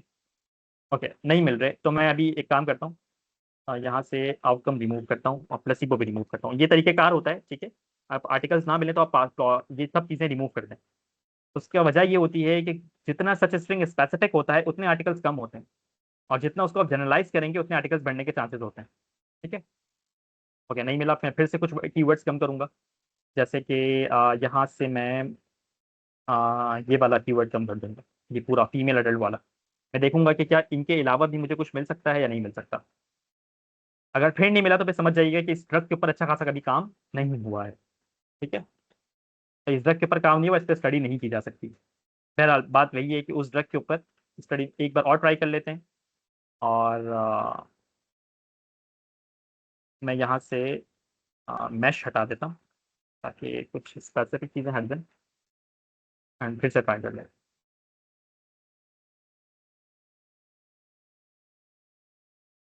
ठीक है, एक कुल मिला के एक टॉपिक मिला है।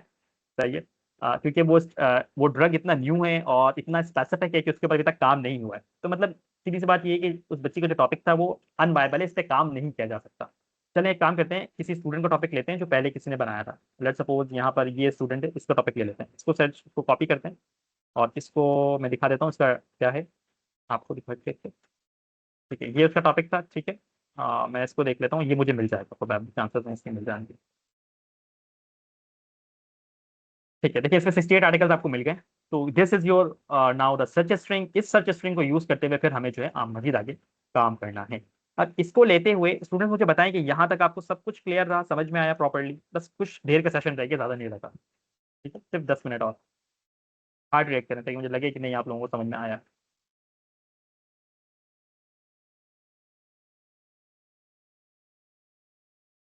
ठीक है।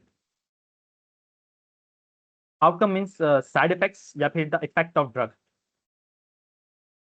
ठीक है, ओके। नाउ अब चलते हैं होता क्या है। अब असल में बात यह है कि जब आप इस स्टेप पे आ जाते हैं तो यहाँ से आपने करना ये होता है कि इन आर्टिकल्स को जो है आपने सेव करना होता है। ठीक है, ऐसे सेंड टू पे सेव पे क्लिक करेंगे और इस पे आप CSV फाइल ले लें और ऑल रिजल्ट्स करके क्रिएट फाइल कर लें। ठीक है, अब ये चीज़ डाउनलोड हो गई कि मैंने ये डाउनलोड कर लिया अपने डाउनलोड सेक्शन पे। अच्छा ना, अब क्या होगा। असल में इससे पहले इस स्टेप के बाद एक सॉफ्टवेयर होता था, इसका नाम रैयान होता था। मैं आपको फौरन से दिखा देता हूँ ताकि आपको प्रॉब्लम ना हो। ठीक है, ये सॉफ्टवेयर था। ठीक है, और जल्दी से ये साइन इन हो जाए अल्लाह करे। ये सॉफ्टवेयर पहले फ्री था और इससे जो है आगे हम स्क्रीनिंग का पार्ट करा करते थे। ठीक है, तो लेकिन अब मसला ये हुआ है कि ये सॉफ्टवेयर जो हो गया पेड और इसमें अब तमाम चीज़ें उन्होंने ख़त्म कर दी। और जिसकी वजह से प्रॉब्लम ये हो रही है कि यहाँ पर अब सिस्टमैटिक रिव्यू मेटा एनालिसिस पे काम नहीं किया जा पा रहा। आप देख सकते हैं कि ये ऑफ सॉफ्टवेयर था, बड़ा खूबसूरत सॉफ्टवेयर है। एंड ये खुल गया जल्दी से। अब ये सॉफ्टवेयर खुल गया। ठीक है, अब देख सकते हैं कि यहाँ पर आ गया एक पेड का ऑप्शन, सिर्फ 10 आर्टिकल्स अलाउड करता है ये, जबकि हमें 1000 के करीब आर्टिकल्स चाहिए होते हैं। तो अपग्रेड के ऑप्शन पर जब जाओ ना तो आप देख सकते हैं कि ये इतना महंगा हो चुका है कि ये एक तो एक साल में पूरी आपकी वो करता है, यानी कि एनुअली चार्ज करता है और पर मंथ सिर्फ $8.33 है। तो एनुअली जो है ये $9.99 चार्ज, $100 चार्ज करेगा। तो जाहिर है एज अ स्टूडेंट आप नहीं कर सकते। एक छोटा सा काम इसके लिए होता है। उसके हल के लिए हमने किया ये कि अपना सॉफ्टवेयर डेवलप कर लिया। ठीक है, this is not the statanext.ai और ये हमारा सॉफ्टवेयर है। ठीक है, और बिल्कुल वही सॉफ्टवेयर डेवलप कर लिया जो वो वाला सॉफ्टवेयर था। यहाँ पर आप देख सकते हैं ये आर्किव रिव्यूज, हम यहाँ पर क्रिएट रिव्यू करना चाहें, मैं आपको साथ साथ दिखा देता हूँ आपको। लेट सपोज हमने जो अभी सर्चिंग की वो हाइपरटेंशन के ऊपर थी, मैंने यहाँ एक रिव्यू क्रिएट किया। सही है, बस 2 मिनट मुझे दें, ये फौरन हो जाएगा। अच्छा, चूज टाइप हम सिस्टमैटिक रिव्यू करना चाह रहे हैं, डोमेन पब्लिक हेल्थ है, XYZ डिस्क्रिप्शन डाल देते हैं भी जल्दी के चक्कर में। Create continue. ठीक है, अच्छा इसका पूरा जो लेक्चर है वो आपको अभी हम मिल जाएगा। ठीक है, आई गेस अभी ये काम नहीं कर रहा, इतने सारे आ गए यार। चलिए एक जो ऑलरेडी बना हुआ रिव्यू वो चेक कर लेते हैं। ये एक ऑलरेडी ऑलरेडी मेड रिव्यू है। सो ये इसकी स्क्रीन है। ठीक है, हम यहाँ करते ये हैं कि जो डेटा मैंने अभी आपको दिखाया, जो अभी डाउनलोड किया है, वो यहाँ पर अपलोड करते हैं। जैसे ये रिव्यू डेटा है, आप देख सकते हैं कि यहाँ पर आर्टिकल्स शो होना शुरू हो जाएंगे। सही है, यहाँ पर इंक्लूड है, एक्सक्लूड है। यहाँ पर हम कीवर्ड्स लगा के इसको जो है अपने हिसाब से एक्सक्लूड इंक्लूड कर सकते हैं। मतलब यहाँ पर हम स्क्रीनिंग करते हैं, डेटा को स्टडीज को पढ़ पढ़ के उनको निकालते हैं और इंक्लूड करते हैं। ठीक है, फिर स्क्रीनिंग अब ये आता है, यहाँ पर जो है पूरा पूरा एब्स्ट्रैक्ट आना शुरू हो जाता है। ठीक है, यानी कि मैं आपको दिखाऊं, अगर इससे लेट सपोज ये हमारे पास एक आर्टिकल है, इसको मैं खोलता हूँ तो ये जो पूरा एब्स्ट्रैक्ट वाला पार्ट है, ये वाला पार्ट, ये पूरा पार्ट जो है वो आपको यहाँ पर दिखना शुरू हो जाएगा। ठीक है, अभी ये अपडेट नहीं है, अपडेट हो जाएगा फौरन 1-2 दिन के अंदर। तो ये पूरा यहाँ पर दिखना शुरू हो जाएगा एंड देन वहाँ से हम फुल टेक्स्ट स्क्रीनिंग पे जाएंगे और फिर वहाँ से एक प्रिज्मा फ्लो चार्ट डायग्राम बनती है। वो इस तरह की डायग्राम होती है, मैं दिखा देता हूँ आपको। प्रिज्मा फ्लो डायग्राम, ये देखिए इस तरह की कोई डायग्राम होती है। इसकी इमेजेस पे चेक कर लेते हैं जाके। इस तरह की डायग्राम बनती है आपकी सिस्टमैटिक मेटा एनालिसिस के अंदर, तो वो ये सॉफ्टवेयर बना के देता है। तो टेंशन लेने का बात नहीं है, जो हमारा काम था वो हमने कर दिया है। तो जो भी फिलहाल अभी सॉफ्टवेयर को हमने रिस्ट्रिक्ट किया हुआ है और सिर्फ स्टूडेंट्स के लिए अवेलेबल है। तो जो जो स्टूडेंट्स हमारे साथ मौजूद होंगे उन सबको हम फ्री एक्सेस दे देंगे इसकी तकरीबन 6 मंथ्स तक के लिए। ठीक है, ताकि वो अगर हमारे साथ प्रोजेक्ट करना चाहें वो कर लें, और इसके अलावा भी अगर प्रोजेक्ट करना चाहें अलग से तो वो भी इसमें वो कर सकते हैं। तो इसमें हम कोई चार्जेस नहीं लेंगे, ये फ्री ऑफ कॉस्ट स्टूडेंट्स के लिए मौजूद है। और ये अभी हमने डेवलप किया क्योंकि रैयान नहीं था, उस वजह से बहुत ज़्यादा प्रॉब्लम क्रिएट हो रही थी। इसके साथ साथ स्लाइड्स की तरफ वापस चलते हैं, आपको मैं एक चीज़ और दिखा देता हूँ जल्दी से। मेंटोरशिप की कुछ क्वेश्चंस आए थे, बता देता हूँ। पबमेट वगैरह के बारे में ये तो मैंने डिस्कस कर लिया है। अच्छा, अफोर्डेबल स्ट्रक्चर है। ठीक है, हम आपको आर्टिकल्स भी देंगे। अच्छा, कुछ आर्टिकल्स होते हैं जो कि स्कोपस वगैरह के होते हैं, आप नहीं जानते होंगे स्कोपस क्या चीज़ है। वो एक पेड कह सकते हैं वेबसाइट है या डेटा से आर्टिकल्स आप डाउनलोड नहीं कर सकते। जैसे पबमेड है ना, उस तरह से एक स्कोपस होता है, वहाँ से भी हमें आर्टिकल्स चाहिए होते हैं। तो वहाँ से आर्टिकल्स डाउनलोड हम करवा लेते हैं। ठीक है, वो आपको मिल जाएगा, रिकॉर्डेड लेक्चर्स होंगे। ओपन एक्सेस जनरल के अंदर आपको फ्री पब्लिकेशंस करना हम सिखा देंगे, तो आपसे पब्लिकेशन चार्जेस कोई नहीं की जाएंगी। फ्री पब्लिकेशन होगी। और ये जो आप हमारे यहाँ पर ये देखते हैं इंस्टाग्राम पे जितनी पब्लिकेशन हुई हुई हैं, ये सारी इंटरनेशनल पब्लिकेशन हैं। ठीक है, ये लाइन से आप यहाँ पर जाएं, ये सारी पब्लिकेशन आपको दिख रही हैं। और अभी तो ये बहुत कम है, मतलब जो पिछले साल वाली पब्लिकेशन थी वो बहुत सारी एक्सेप्ट हो चुकी हैं, लेकिन अभी तक हमने उसे अपलोड भी नहीं किया। ठीक है, तो ये सारी इंटरनेशनल जर्नल्स पर हैं और ये पबमेड इंडेक्स होती हैं। तो ये आपको यहाँ पर पब्लिकेशन मिल जाएगी। मजीद ये कि डेली असाइनमेंट्स होंगे, mentorship type of publication, mentorship complete the जाएगी आपको पब्लिकेशन तक। सही है, पब्लिश विद जो री ओन साइंटिस्ट, यानी कि हम कोशिश करेंगे जो इंटरनेशनल डॉक्टर्स हैं उनके साथ आपको कोलैबोरेट करवा के हम पब्लिश करवाएं। अच्छा, फी के बारे में बच्चे बहुत ज़्यादा हमारे हमसे पूछते हैं क्या फ़ी है, क्या फ़ी है। भाई इतनी फ़ी नहीं है हमारी, ये बहुत ज़्यादा फ़ी होती है। ठीक है, हमने जो है इससे पहले आपको एक वो भेजा था, ये रहा हमारे, ये पूरा जो है ये था रिसर्च नेक्सस का प्रोस्पेक्टस था, ये आपको ग्रुप पे भेजा भेजा जा चुका है, आप ग्रुप पे चेक करेंगे मिल जाएगा आपको। ठीक है, तो ये प्रोस्पेक्टस था, इसमें तकरीबन ये जो फ़ी थी 7,500 रुपये मेंशन है विथ मेंटोरशिप, और मेंटोरशिप विदाउट मेंटोरशिप 6,000। तो हमने रिड्यूस कर दिया ऑलरेडी, यानी कि 500 रुपीज़ ऑलरेडी रिड्यूस कर दिए और प्रोमो कोड हटा दिया है। यानी कि पहले प्रोमो कोड हुआ करता था, स्टूडेंट ऐसा समझते हैं कि शायद मेंटोर जो है जो आपका एम्बेसडर है वो आपको कोई सेलिंग कर रहा है, तो वो सेल नहीं कर रहा होता बेचारा सिर्फ इन ऑर्गेनाइजेशन के हवाले से बता रहा होता है कि यहाँ पर आके आप जो है वो रिसर्चेस दे लें। तो प्रोमो कोड हमने हटा दिया और जनरल डिस्काउंट दे दिया। पहले प्रोमो कोड पे आपको 500 का डिस्काउंट मिलता था, तो हमने उसको हटा के डायरेक्ट 7,000 ही कर दिया। ठीक है, तो विद मेंटोरशिप आपको 7,000 के अंदर जो है वो पूरा ये वेबिनार मिल जाएगा, और विदाउट मेंटोरशिप लेना है तो 6,000 होगा। इसके अलावा भी अगर ग्रुप ऑफ 4 स्टूडेंट्स एक साथ आ जाएं तो उसमें मजीद डिस्काउंट है, जो मेरे ख्याल से 500 मजीद है, तो 6,500 हो जाएगा विद मेंटोरशिप, अगर ग्रुप ऑफ 4 एक साथ आ जाएं। तो वो हमारा फॉर्म है जो अभी हम ओपन कर देंगे। ठीक है, अभी आपके ग्रुप पे भेज दिया जाएगा। इसकी यूट्यूब वीडियो जो रिकॉर्डिंग है ये भी आपको दे दी जाएगी, ताकि आप आराम से देख सकें। और ये तमाम कोर्स आउटलाइन मौजूद हैं, आ, ये कंप्लीट आपको हम पढ़ाएंगे। सही है, और इसके लिए हम आपके टीचिंग शेड्यूल के अंदर आपको ऑलरेडी दिखा चुका हूँ कि ये जो आपने देखा है, तो यहाँ पर कंप्लीट चीज़ें लिस्टेड है। 10 से 15 जो 11-12 दिन का हमारा लेक्चर होगा उसके अंदर कंप्लीट हम इसे लेके चलेंगे। वन मोर थिंग, आपको एक चीज़ और दिखानी है, सिर्फ मुझे 5 मिनट दे दें ताकि आपको आपका गिफ्ट दिख जाए कि आपको हम क्या देने वाले हैं। ठीक है, जस्ट वेट अ मिनट, मैं मोबाइल पे कन्वर्ट हो रहा हूँ, आपको एक ऐप के बारे में दिखाता हूँ।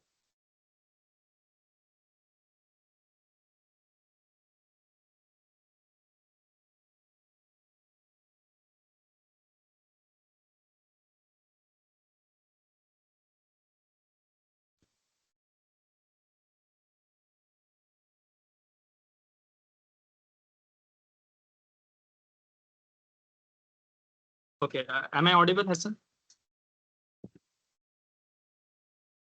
You are. भाई आवाज़ एको तो नहीं कर रही? Okay. So I am going to next medical. This is our project. Oh, sign in, sign in, sign in. Wait a second, मैं आपको साइन इन करके दे रहा हूँ, जल्दी से मुझे मिल जाए।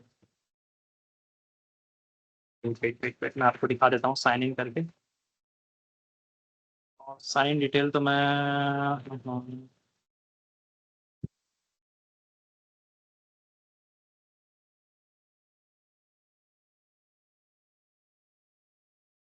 एक मुझे मिनट दिएगा, मैं आपको इसका साइन इन करके दे देता हूँ। और ये मेरा डेवलपर है, इसने मुझे भेजा था, ये रहा, Rashid Khan IKRK@gmail.com।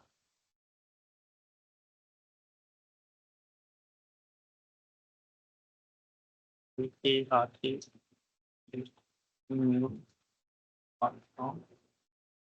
1 2 3 4 5 6, I hope so ये हो जाए लॉगिन। ओहो, shit on, wait a second, एक बार फिर देख लूँ मैं। 1 2 3 4 5 6 Rashid Khan IKR@gmail.com।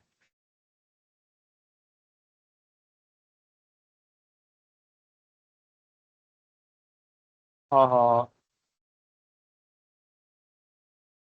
So sorry students, I guess ये प्रॉब्लम हो गई है मैंने उसे लॉगिन पासवर्ड लेना भूल गया। बहरहाल मैंने इससे पहले भी ये ऐप शेयर की भी है। सो इसमें दरअसल होता ये है कि चले मैं स्क्रीन के ऊपर आ रहा हूँ।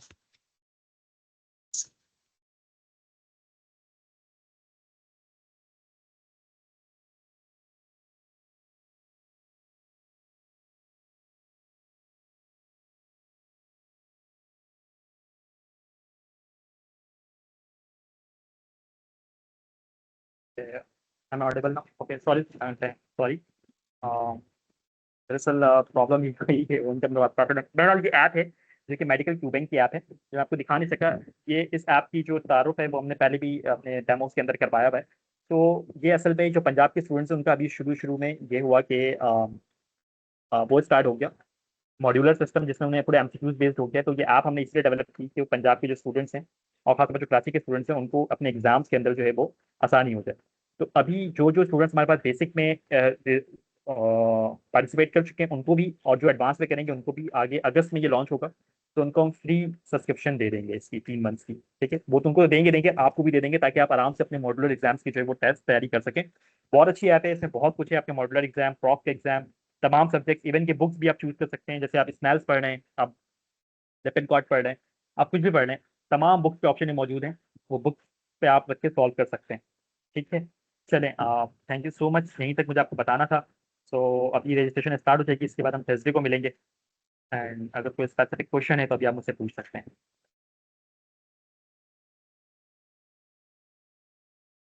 अच्छा, I don't have any previous experience of, do you think this matter would be? Yes, मैंने पहले बताया कि बहुत बेसिक से, ऐसे मैंने आपको स्टार्ट अभी आपने देखा होगा कि बहुत सीखो और सजेस्टिंग आपको समझ में आ गई होगी। इसी तरीके से बेसिक से स्टार्ट किया है, और ये बिल्कुल ABCD थी। अभी तो आगे बहुत कुछ होगा, तो आप आराम से सीख सकते हैं, कोई मसला नहीं है। सॉफ्टवेयर के हवाले से हम बाद में समझाएंगे, तो आप टेंशन ना लें। सॉफ्टवेयर हमने बस ये बताया है कि सॉफ्टवेयर हमने अपना डेवलप कर लिया है, और इसके बारे में क्या कैसे होगा तो वो हम आपको समझा देंगे। जून जुलाई में सेशन मुझे नहीं लगता कि हो ना हो, कुछ कह नहीं सकते, डिपेंड करता है डिमांड कितनी है। सर, सिर्फ एक group of 4-5 want to do mentorship, then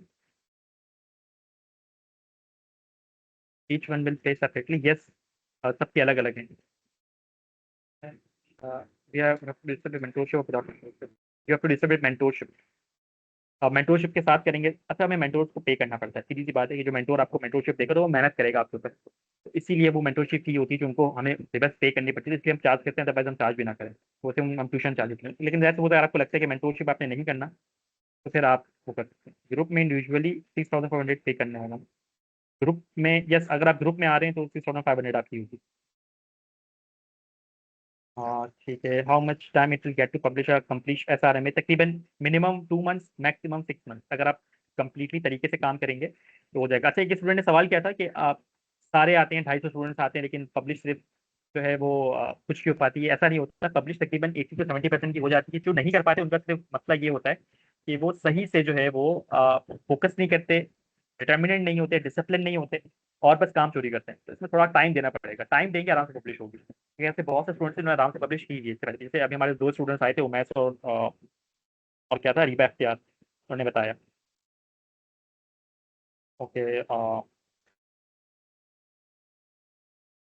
the charges will stay the same to publication और any other anonymous charges with power? No no no, charges कोई पावर अप नहीं होंगे भाई। जो चार्जेस हैं वही रहेंगे।